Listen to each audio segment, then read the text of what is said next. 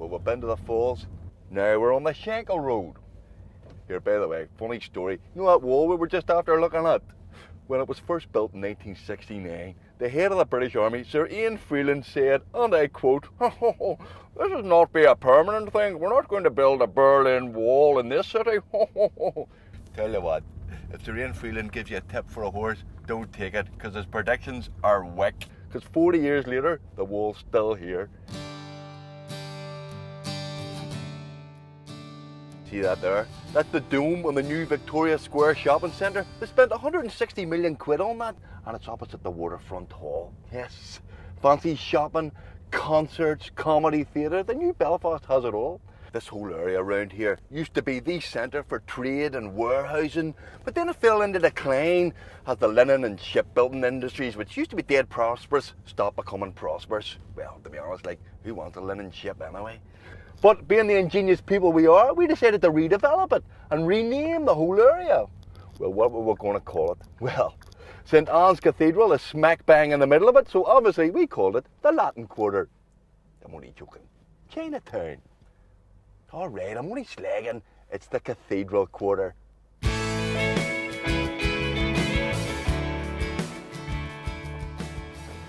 Now, the cathedral itself is a great place to visit. As you can see, it is made out of Portland stone in the Hiberno-Romanesque style. Do you remember Hiberno-Romanesque? Used to play for Chelsea.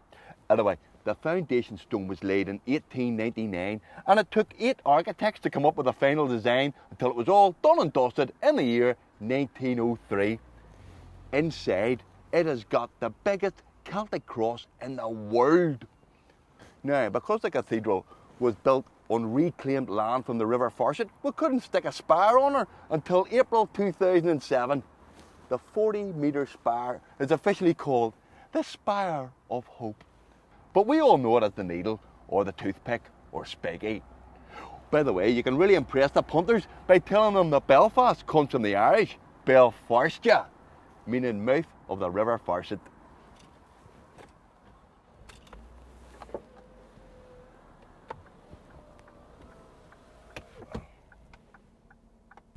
Now that lovely old clock there, named after Queen Victoria's dead husband Albert, was built between 1865 and 1870.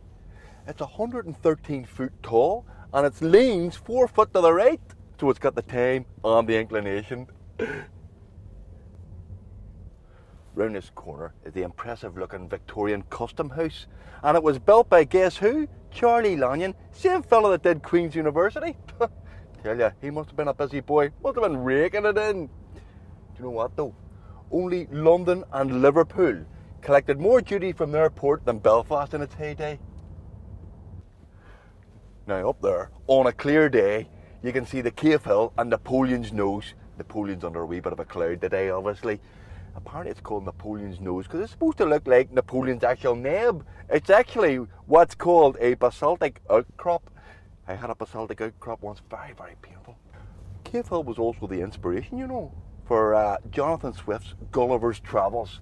Story goes that he was staying in Lilliput Cottage in Belfast, and he looked up and he thought that the Cave Hill looked like a sleeping giant protecting the city.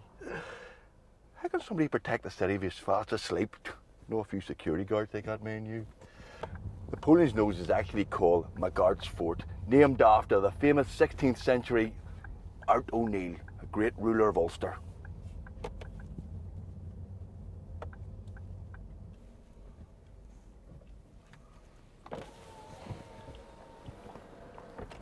The Merchant is one of Belfast's 5-star hotels.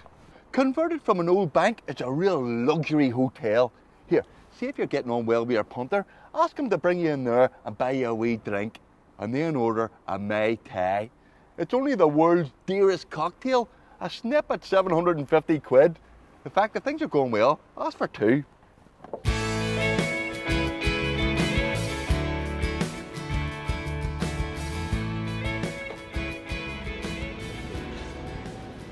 We're in East Belfast now on the Newtonards Road. Lots of famous people from around here, but somebody the punters are bound to know is the world famous writer C.S. Lewis.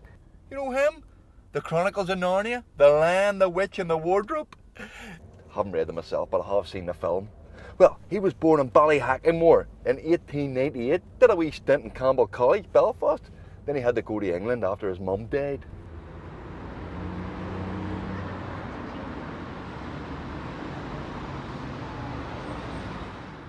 That statue was unveiled in 1998, 100 years after his birth. It's called The Searcher, and it's a life-size statue of C.S. Lewis looking inside a wardrobe. He looked inside his wardrobe, and he found the magical world of Narnia. I look inside my wardrobe, I'm looking to find a clean pair of cacks. There she is, the old lady on the hill. The building was opened in 1932 by Edward, Prince of Wales. And you know what? It measures exactly 365 foot wide. That's 1 foot for every day of the year, or 1 foot for every mouth in the assembly.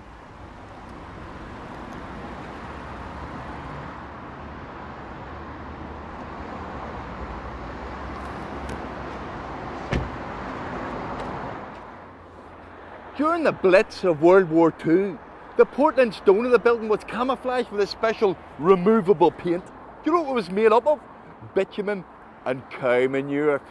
Still, it must have worked, because during the entire war, the Parliament buildings never took a direct hit. Yes, funny enough though, it took a team of men 7 years to remove the removable paint.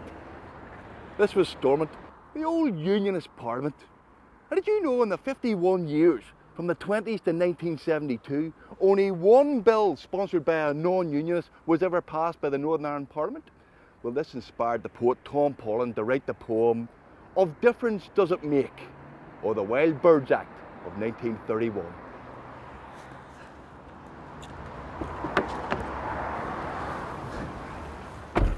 So, there you have it. A quick little tour and some nuggets of information to inspire you to share the great stories of Belfast. Feel free to use as much or as little of it as you want. But here, if you do use any of my information and you get a big tip out of it, don't worry. You can pay me when you see me.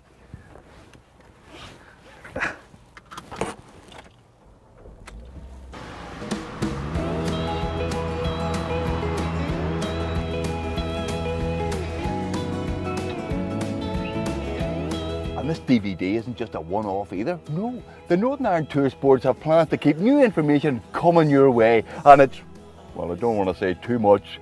Let's just say keep your ears and eyes peeled. Keep your eyes peeled anyway. I don't know how you can keep your ears peeled, because there's definitely something coming your way. Here's that fella that booked the tour off me. Time to practice what I preach. How you doing? You're very welcome. Till I see you again. Good luck. Cheerio. Lovely to see you. Welcome to Belfast. I'm going to have a good time now, believe me.